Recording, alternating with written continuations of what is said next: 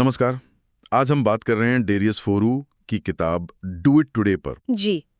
ये किताब असल में उनके ब्लॉग पोस्ट्स का कलेक्शन है जिन्हें एक साथ लाया गया है। हाँ, एक थीम के तहत। और थीम है टाल मटोल छोड़ो, प्रोडक्टिविटी बढ़ाओ और मतलब ज्यादा मीनिंगफुल काम करो लाइफ में। बिल्कुल। और लेखक ने खुद इन चीजों को अपनी लाइफ में अपनाया है, तो ये सिर्फ थ्योरी नहीं है। सही बात है। तो चलिए इसी पर थोड़ी गहराई से बात करते हैं। देखते हैं कि ये टाल मटोल होती क्यों है और इससे कैसे निपटा जाए। हाँ, और प्रोडक्टिविटी बढ़ाने के क्या प्रैक्टिकल तरीके हैं, इस पर भी गौर करेंगे। तो सबसे पहले किताब का नाम ही बड़ा सीधा है, डू इट टुडे, आज करो। ये सिर्फ एक कहावत नहीं, लेखक इसे एक पूरा जीवन दर्शन मानते हैं। जैसे जरूरी काम है, पढ़ना, एक्सरसाइज, इन्वेस्ट करना, फैमिली के साथ टाइम। हाँ, जो हम अक्सर टालते हैं। हाँ, उन्हें आज ही क्यों करना चाहिए? क्योंकि वो कल अक्सर आता नहीं, या आता है तो फिर कोई और कल आ जाता है। हाँ, सही है। किताब इसे एक अंदर की लड़ाई मानती है। आज स्टीवन प्रेसफील्ड का जिक्र है, वो इसे रेजिस्टेंस कहते हैं। अच्छा, रेजिस्टेंस। हाँ, मतलब एक अंदरूनी रुकावट। ये बाहर की प्रॉब्लम नहीं है, जैसे लैपटॉप खराब है या शोर हो रहा है। ये हमारे अंदर है, मन की बात है। हम जानते हुए भी नहीं करते। बिल्कुल। तो फिर इस रेजिस्टेंस से लड़ने के लिए क्या चाहिए? सिर्फ विल पावर, इच्छा शक्ति?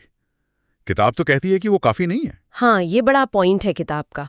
लेखक कहते हैं इच्छा शक्ति भरोसेमंद नहीं है, वो कम ज्यादा होती रहती है। तो फिर एक सिस्टम चाहिए, एक ढांचा। सिस्टम मतलब कैसा सिस्टम? देखिए, सिस्टम में कई चीजें हैं। पहली, रोज थोड़ी मेंटल ट्रेनिंग, जैसे स्टोइसिज्म पढ़ना, समझना, मुश्किल में शांत रहना सीखना। हाँ, और प्रैग्मैटिज्म मतलब प्रैक्टिकल होना, माइंडफुलनेस यानी अभी में जीना। ये सोचने के तरीके हैं।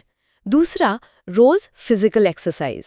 अच्छा, उससे क्या होता है? क्यों कर रहे हैं?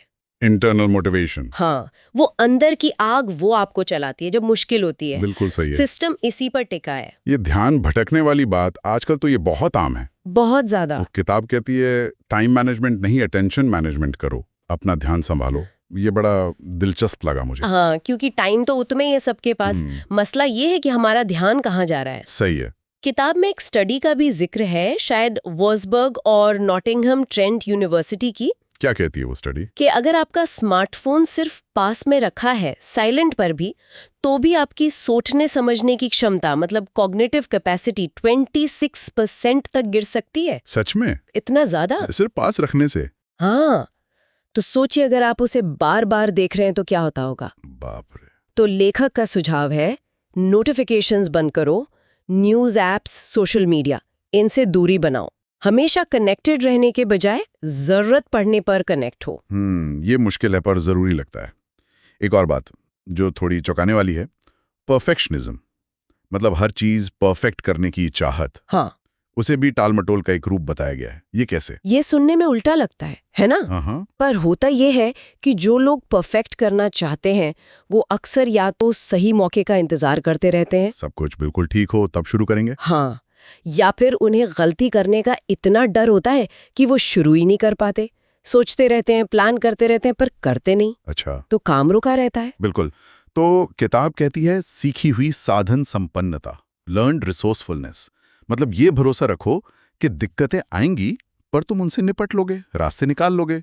तो मतलब काम शुरू कर दो, परफेक्ट का इंतजार मत करो। हाँ, मोटे तौर पर यही। लक्ष्य ऊंचा रखो, परफेक्शनिस्ट की तरह, पर नतीजों की चिंता में अटके मत रहो, बस करते जाओ। तो फिर बड़े लक्ष्य कैसे हासिल होंगे? किताब कहती है छोटे लगातार कदम उठाओ। इसे कंपाउंडिंग की शक्ति कहा है। हाँ, कंपाउंडिंग इफेक्ट। ये क्या है? जैसे पैसों में होता है? बिल्कुल, ये सिद्धांत हर जगह काम करता है। सेहत, स्किल्स, नॉलेज, रिश्ते, सब पर। लेखक कहते हैं रोज सिर्फ 0.1% बेहतर होने का सोचो। सिर्फ 0.1%? हाँ, सुनने में बहुत कम लगता है, पर रोज ये छोटा सा सुधार जुड़ता जाता है। जैसे चक्रवृद्धि ब्याज बढ़ता है ना, वैसे ही वक्त के साथ ये छोटे कदम बहुत बड़ा फर्क पैदा करते हैं। किताब ये भी कहती है कि सफलता एक साथ नहीं मिलती, वो क्रम से आती है, एक के बाद एक। Success is sequential, not simultaneous. बिल्कुल, इसलिए बेसिक्स पर टिके रहना, उन्हें दोहराते रहना बहुत जरूरी है। और आखिर में विश्वास की बात, बिलीफ। क्या ये सिर्फ मोटिवेशन है या कुछ और? लेखक इसे सिर्फ मोटिवेशन से ज्यादा मानते हैं। वो इसे एक प्रैक्टिकल टूल की तरह देखते हैं। प्रैक्टिकल टूल कैसे? वो विलियम जेम्स को कोट करते हैं, जिन्होंने कहा था विश्वास तथ्य बनाने में मदद करेगा। अच्छा, इसका मतलब ये कि आप जिस चीज पर यकीन करते हैं वो आपकी हकीकत को बनाने में मदद करती है। अगर आप मानते हैं कि आप कोई काम कर सकते हैं तो आप कोशिश करेंगे। हाँ, आप वो एक्शन लेंगे जो आपको उस दिशा में ले जाएंगे। आपका विश्वास आपके कर्मों को गाइड करता है।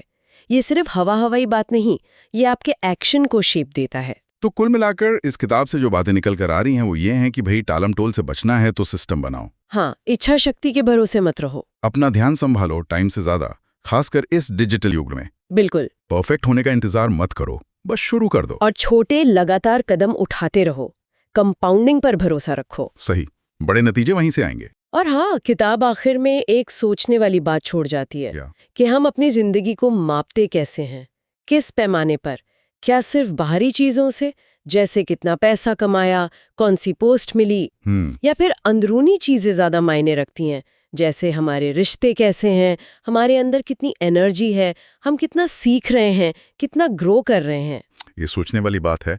शायद हमारी प्राथमिकताएं क्या होनी चाहिए इस पर रोशनी डालती है। बिल्कुल, शायद असली सार्थकता इन्हीं अंदरूनी चीजों में हो।